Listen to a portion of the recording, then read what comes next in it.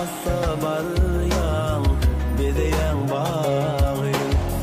Görkümü gök koşyar ayın çırağı Men aşık oğlunu çekken zari Aydıma sadıma kendirden gelin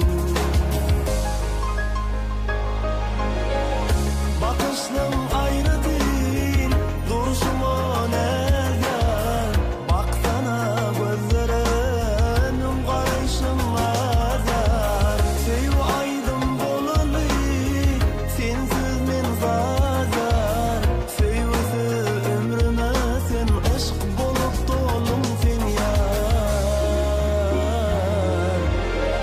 Erkimi alıp illim ornuna seviverdim Bakışım geçip dinlem yüreğime gülüm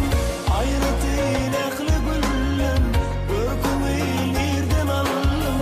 Sualım sana mennem sen nereden geldin Erkimi alıp illim ornuna seviverdim Bakışım geçip dinlem